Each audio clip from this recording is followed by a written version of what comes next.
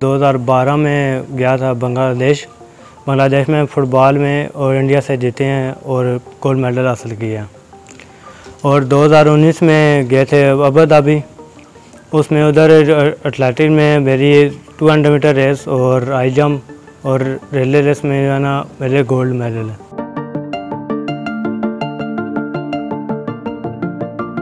School की तरफ से खेलता था, पाकिस्तान आलमी सतह पे भी गया है। तो पाकिस्तान में कोई ऐसा शहर नहीं है जहाँ पे इसने गेम नहीं की, और सब ये गोल्ड मेडल सबके सामने है।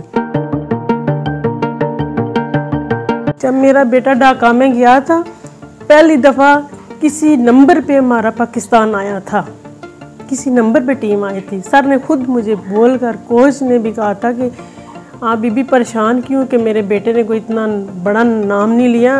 पहली दफ़ा किसी नंबर पे आया हमारा पाकिस्तान ढाका में।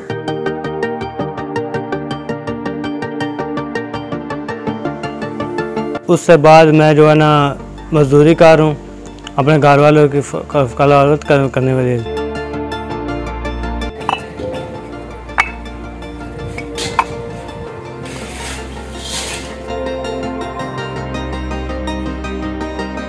मैं तो ठीक था तो काम करता था, अभी ये वापस आया तो मैं बीमार हूँ, तो ये इसको काम तो करने की इजाज़त न देते, मगर मजबूरी है कि वो ऐसे ही काम कर रहा है, क्योंकि मुझे देखा बीमार है तो पैसे तो है नहीं है, तो इसे घर का निज़ाम चलाने के लिए उसने मजदूरी शुरू की है।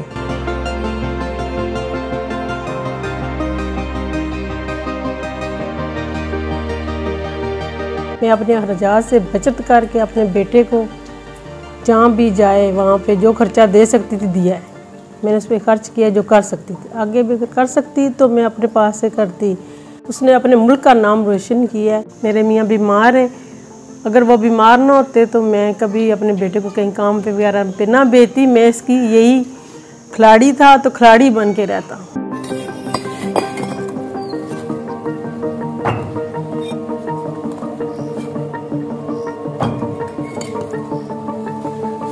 मेरी अपील है रियाज़म साहब से जो है ना मुझे सरकारी नौकरी दी जाए। हम चाहते हैं कि हमारे बच्चे ने इतनी कारकर्दगी की है और मुल्क का नाम रोशन किया है, तो इसमें ना तो इसको कोई ऐसी नौकरी मिल जाए जिससे ये घर का निज़ाम चला ले।